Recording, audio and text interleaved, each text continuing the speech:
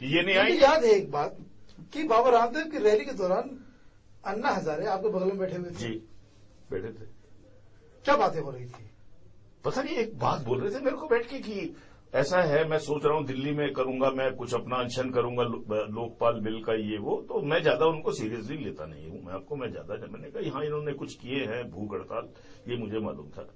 और frankly speaking ये पूरा का पूरा ड्रामा रचा गया।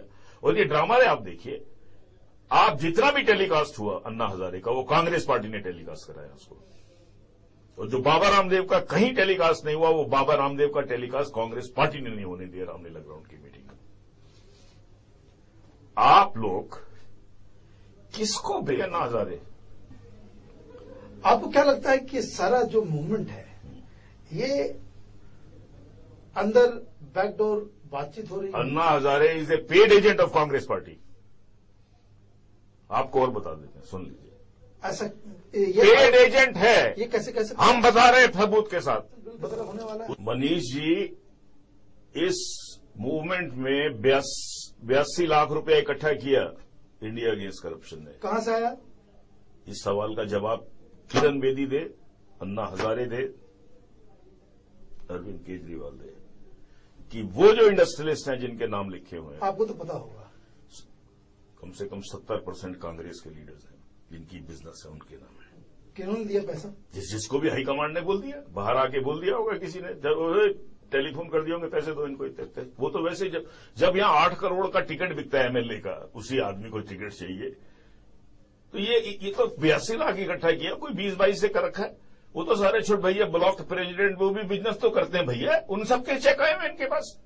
जब आपने शुरू ही पाप के पैसे से आपने मूवमेंट शुरू किया, पाप का पैसा लेकर, किस इन्वेस्टर्स ने पैसे दिए? सबसे बड़ा तो एक जिंदल है, सबसे बड़ी अमाउंट तो उसी की, अब याद नहीं आ रही मेरे को कितनी। सबको पता है ये कांग्रेसी आदमी है, कांग्रेस का लीडर है। वो तो भैया, वो तो ये तो 82 उन्होंने कहा होगा, 82 तक ही देना, वो तो 82 करोड़ दे रहे हैं इनको। ये पार्टी 42 लाख तो इन्होंने ऐसे दिया है जैसे वो चंदे में भिखमंगे को देते हैं। उन्होंने कहा छोटे मोटे स्वामी अग्निवेश जैसे क्या है ये लोग, क्या इनका करेक्टर है, क्या इनका रिकॉर्ड है? अरे 82 लाख तो उन्होंने बहुत छोटा किया, किसी को लगा दी होगी, किसी एआईसीसी के किसी जॉइंट सेक्रेटरी की जिम्मेवारी कि भाई कितना कर दो। उसने कहा चल 82 कराए, तो उसने कहा 5-7 को फोन किया, तो 2-3 ज्यादा फोन भी नहीं किया, उसने कहा बाकी किसी और। ये बिल्कुल मिले हुए थे। उन्होंने कहा बाबा रामदेव को भगा दो, मैंने उस दिन भी बोला था, बाबा रामदेव को भगाया गया, विश्व बंधु गुप्ता को भगाया गया। विश्व बंधु गुप्ता के तो कांग्रेस से अच्छे संबंध रहे हैं पहले, आप भी जानते हैं। क्यों भगाया गया? वो रामलीला ग्राउंड की जो रैली थी बाबा रामदेव की, जी, उन्होंने कहा किसी भी हालत में विश्व बंधु गुप्ता वहां पर नहीं आएंगे और वो कुछ भाषण नहीं देंगे, और इसीलिए इनको 82 लाख रुपए इन्होंने तो कमाई की। इन्होंने बाबा रामदेव के शरीर और आत्मा को बेचकर कमाई की, विश्व बंधु गुप्ता की शरीर और आत्मा को बेच के कमाई की। डॉक्टर सुब्रमण्यम स्वामी ब्लैक लिस्टेड थे। ये तो बंद होने चाहिए तीनों के तीनों जो मूवमेंट कर रहे हैं। ये तो 4 जून की जो रात को क्रैकडाउन हुआ, आपको बता रहे हैं, ये बात पता नहीं कितने आपके दर्शकों को मालूम है। कांग्रेस पार्टी के सारे लीडर्स, सोनिया गांधी समेत, चुप रहे। कॉन्स्पिरेसी रची गई इनको पीटने की, बच्चों को, औरतों को। सरदार के सोने की इंतजार की गई मनमोहन सिंह के। मनमोहन सिंह 4 तारीख की रात को जब सोने गया, उसको पता नहीं था क्रैकडाउन होने वाला है। प्रधानमंत्री के पीछे इतना बड़ा क्रैकडाउन हुआ ह्यूमन राइट्स का। जब वहां से इंफॉर्मेशन आई सरदार जी सो गए, उसके बाद क्रैकडाउन हुआ, और सरदार जी को सवेरे पता लगा कि क्रैकडाउन हो गया है। और आप और देखिए इस प्रधानमंत्री का हाल देखिए। मैं प्रधानमंत्री होता, मैं इस्तीफा दे देता या उनको सबको निकाल देता, मिनिस्टर्स को जिन्होंने क्रैकडाउन किया। प्रधानमंत्री के पीछे क्रैकडाउन हुआ, सुनिए आप इस बात को। और प्रधानमंत्री पे दबाव डाला गया कि अब आपको की बात बाहर निकली, तो प्रधानमंत्री ने कहा इसके अलावा कोई चारा नहीं था। अरे इसके अलावा चारा नहीं था तो वो तो तब था जब तुम जगह होते तो उसके पहले चारा नहीं था। मनीष जी, आप समझ रहे हैं इस बात को? ये देश कौन चला रहा है? अगर प्रधानमंत्री नहीं चला रहा है तो इसको 1 मिनट इसको कुर्सी पे बैठने का राइट नहीं है। अगर यहां पे देश लोग वो चला रहे हैं जो प्रधानमंत्री के रात के सोने का इंतजार करने के बाद काम करते हैं, तो ये पूरा संविधान कूड़े के डब्बे में गिर चुका है। इसीलिए वो जैसा क्रैकडाउन हुआ। और उस क्रैकडाउन का एक पर्पस था, बाबा रामदेव को ऐसा सबक सिखाना कि ये जिंदगी भर अपना मुंह ना खोल सके। और अभी भी जो मुझे लगता है कि बाबा रामदेव बता नहीं रहे हैं उनकी कितनी पिटाई हुई है। जो 2 पुलिस वालों ने उसका वो जो बोल रहे हैं दुपट्टा लेकर, उनको इंस्ट्रक्शन थी और बिजली बुझाई गई बाबा रामदेव के उसमें, और इनको पीटा गया। इनके पूरे तो गर्दन में चोट आई हुई पुलिस वालों ने जो मारा। बाबा रामदेव पे थप्पड़ मारना और उसका गला घोटना, कोई पुलिस वाला जब तक ऊपर से पूरी टॉप इंस्ट्रक्शन नहीं हो तब तक कोई नहीं कर सकता। कमिश्नर पुलिस वहां खुद खड़ा हुआ था, क्या हो गया वो हेलमेट पहन के वहां पे? ऐसा बड़ा कोई बहुत बड़ा कोई वहां पर कोई फायरिंग हो रही थी, हेलमेट पहन के पहुंचे हुए थे। अन्ना हजारे, अरविंद केजरीवाल, ये किरण बेदी, एक मास इन्होंने जिस दिन जीओएम के अंदर गए, मनीष जी, इन्होंने एक क्लॉज लिखी वहां पर कि जो लोकपाल के जो आदमी बनेंगे 7, उसमें किन लोगों को चुना जाएगा, जो क्राइटेरिया कहीं बना है, उसमें मेघाशय अवार्ड भी लिख दिया। Oh my God. नहीं, अभी तक मैंने ये सवाल नहीं उठाया था, लेकिन मैं उठा रहा हूं आज इस सवाल को। आप खुद अपनी अपॉइंटमेंट चाहते थे उस 7 मेंबर कमेटी में, आप किसको बेवकूफ बना रहे हैं? ये Kiran Bedi, India first police officer, मैं उनकी रिस्पेक्ट करता हूं, मेरा कुछ नहीं है, मेघाशय अवार्ड विनर है। अरविंद केजरीवाल मेघाशय अवार्ड विनर है। अन्ना हजारे मेघाशय अवार्ड विनर है। आप अपनी नौकरियां तलाश कर रहे थे सरकार में, ये तो कहीं आया नहीं।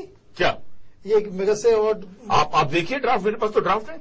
उन्होंने कई कैटेगरी लिखी है, ये नहीं लिखा a man of great eminence, retired supreme court जज, 6-7 कैटेगरी, उसमें एक कैटेगरी है मेघाशय अवार्ड, और सिर्फ मेघाशय अवार्ड विनर। अगर नोबेल लॉरेट है तो बाहर है सारा। ये सारा नौकरी ढूंढने का षड्यंत्र रचा 3 आदमियों ने।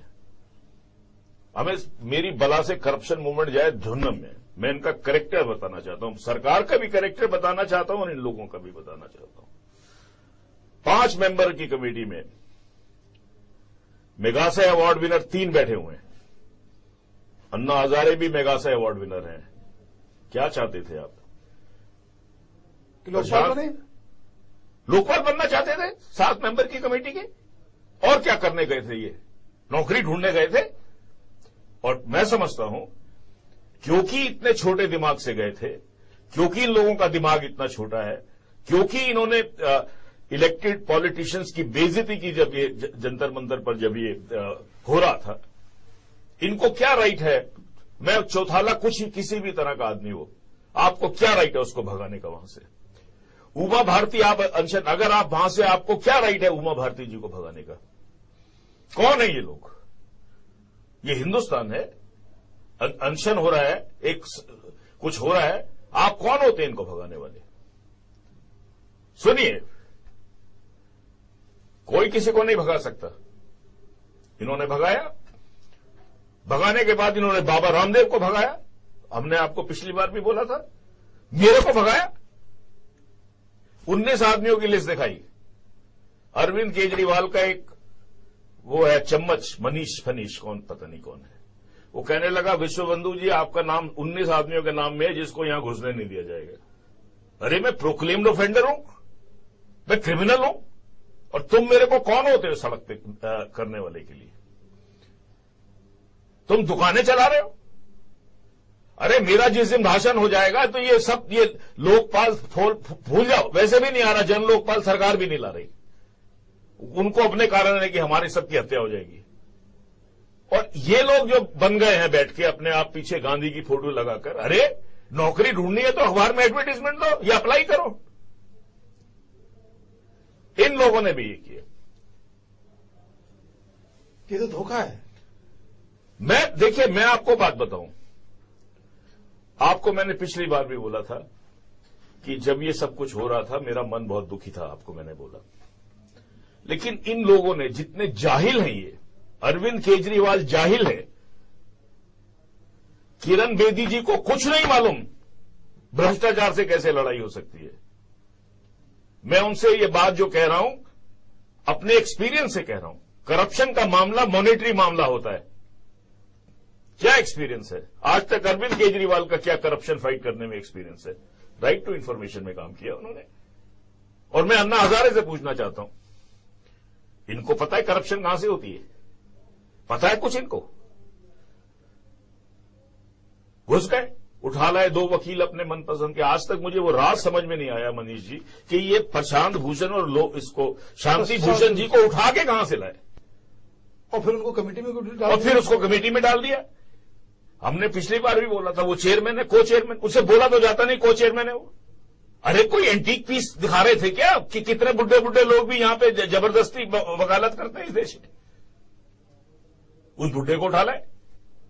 क्या उसकी रेपुटेशन? आज तक उसने क्या लॉ जर्नल्स में काम किया? क्या उसने इंटरनेशनल काम किया शांति भूषण ने? ये पता नहीं 5 आदमी क्या मिलकर इन्होंने कॉन्स्पिरेसी की। कॉन्स्पिरेसी करके वो एक स्वामी अग्निवेश बीच में है, उनको आप देख लो। कोई भी सरकारी काम हो सबसे पहले वो आदमी चलता है।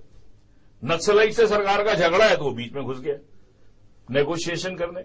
इधर ये बाबा रामदेव के खिलाफ ये जन लोकपाल बिल का लाया गया ताकि बाबा रामदेव की जो इतनी बड़ी रैली हुई थी और इतने सारे लोग मंच पे इकट्ठे थे, उससे सरकार घबरा गई थी।